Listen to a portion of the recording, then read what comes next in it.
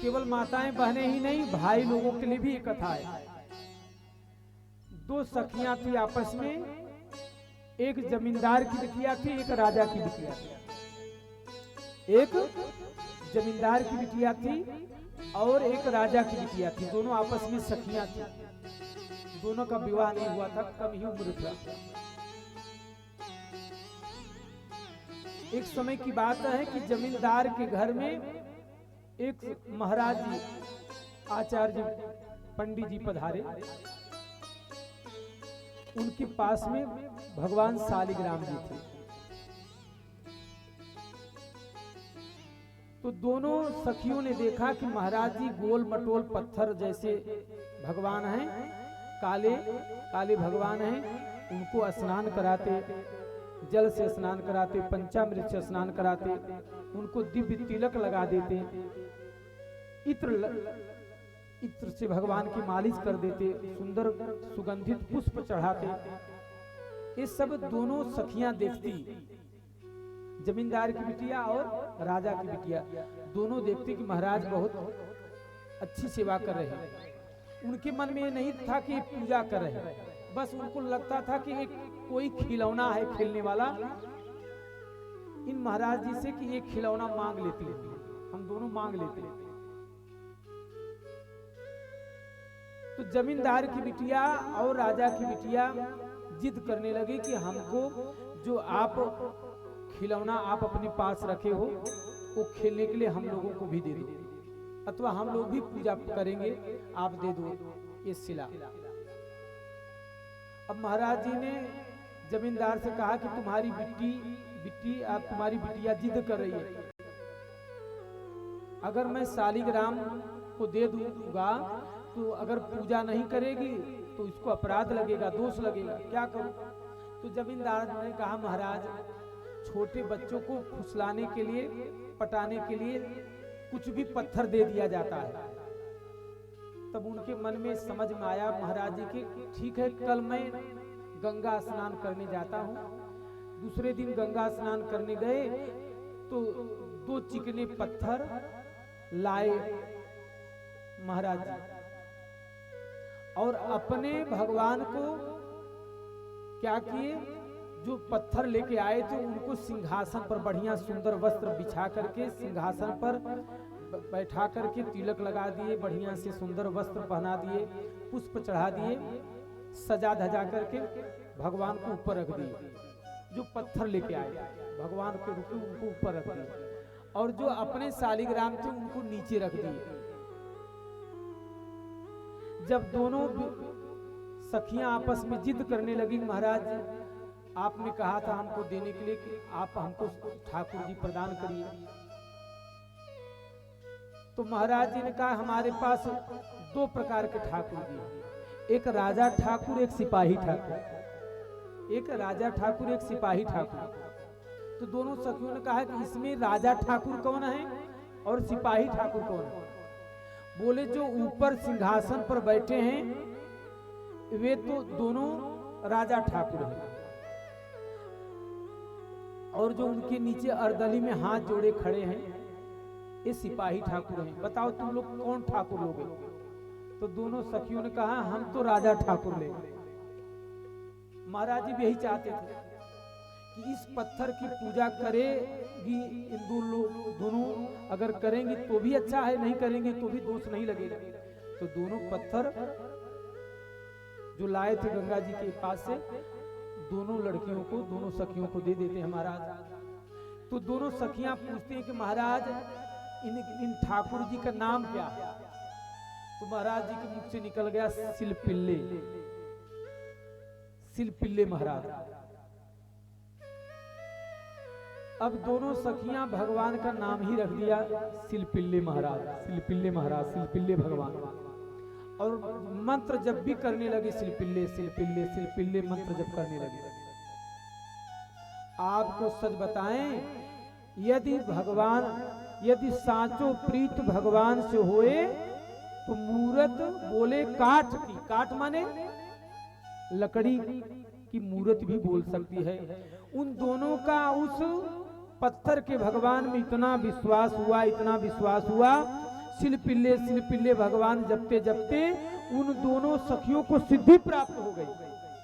उन दोनों सखियों को सिद्धि प्राप्त हो गई। इतना ही नहीं, जो जमींदार की बिटिया थी तो उसके चाचा ने उसके पिताजी बड़े थे और उसके चाचा जी छोटे थे। उसके चाचा जी ने उसी के घर में डकैती डलवा दी। डकैती जब डलवाया, घर का आभूषण पैसा रुपया तो चोरी करवा ही लिया। जो सिलपिल्ले महाराज थे, सिलपिल्ले भगवान, उनकी भी चोरी चाचा ने करवा ली। अब जब पूजन करने का समय आया, वे आपस में रोने लगी। जमींदार की बिटिया रोने लगी, हाय मेरे सिलपिल्ले भगवान, हाय मेरे सिलपिल्ले भगवान, हम आपके बिना जी नहीं सकती, कहाँ चले गए सिलपिल्ले भगवान। तो उसके पिताजी ने कहा, हमारा इतना धन दौलत रुपया पैसा और आभूषण सब चोरी हो गया, उसकी चिंता तुझे नहीं, तुझे केवल अपने सिलपिल्ले भगवान की चिंता है। इस सिलपिल्ले भगवान तुम्हारे चाचा जी के यहाँ है, क्योंकि तुम्हारे चाचा जी ने घर में चोरी करवाई। बोले ला करके दो। बोले कि हम तो नहीं जा सकते क्योंकि बोली चाला नहीं है, तुम ही चले जाओ, तुम तो भतीजी हो उनकी और तुम कन्या हो, तुम्हारा जाना उनको बुरा भी नहीं लगेगा।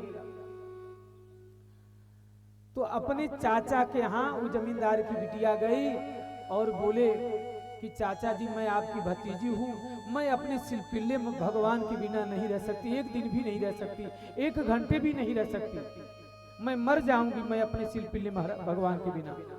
मैंने उस शिला में भी भगवान का दर्शन, उस जमींदार की लड़की को।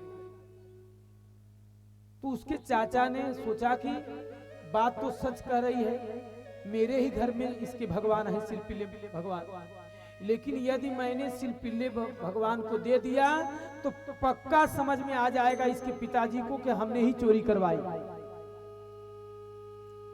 इसलिए उसके चाचा ने दिया नहीं और कहा अपनी भतीजी को, ज्यादा तू स्वांग रच रही है भक्ति की, तुझे ज्यादा सिलपिल्ले भगवान में प्रीति है, तो जब सिलपिल्ले भगवान तुम्हारे घर से हमारे घर में आ सकते हैं तो क्या हमारे घर से तुम्हारे पास नहीं आ सकते?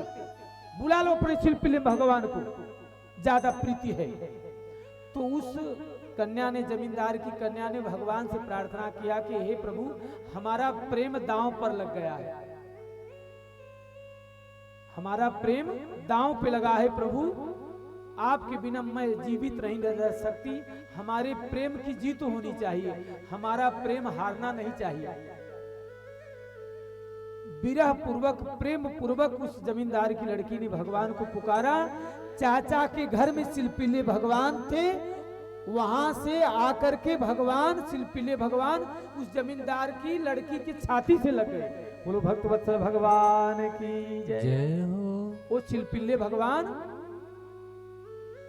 चाचा के घर से आकर के उसके छाती से लग गए। इतना ही नहीं, उस कन्या का जब विवाह हुआ, जमींदार की लड़की का जब विवाह हुआ तो अपने ससुराल सिलपिल्ले भगवान को लेके गई। पालकी में जब उसकी विदाई हुई उसके ससुराल जाने के लिए,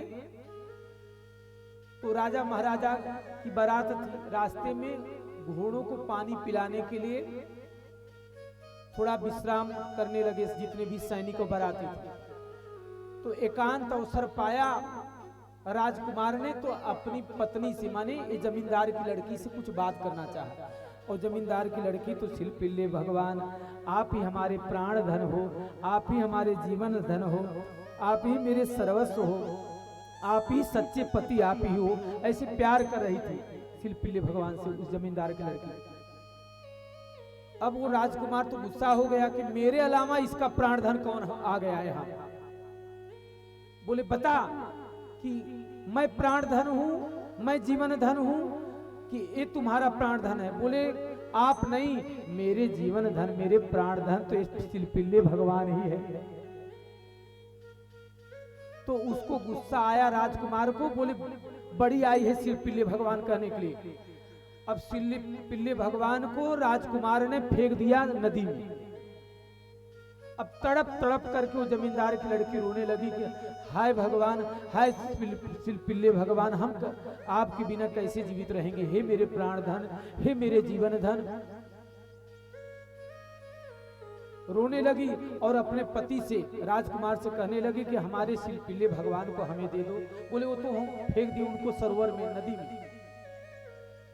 रोने लगी तो उसके पति ने कहा कि ज्यादा तुम्हारा प्रेम उमड़ पड़ रहा है भगवान के प्रति, तो उनसे प्रार्थना करके सरोवर में हमने उनको फेंका है, प्रार्थना करो, अगर सचमुच में तुम्हारा प्रेम होगा तो तुम्हारे पास आ जाएंगे।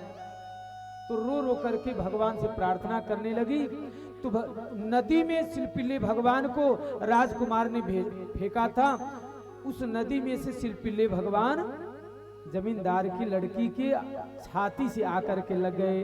बोलो भक्तवत्सल भगवान की जय। तो हमारा आपका प्रेम यदि उत्तम हो तो साचो प्रेम प्रभु से होवे तो मूर्त बोले काठ की, चाहे काठ की मूर्ति हो चाहे पत्थर की मूर्ति हो, हमारा आपका प्रेम सच्चा होना चाहिए। बोलो भक्तवत्सल भगवान की जय।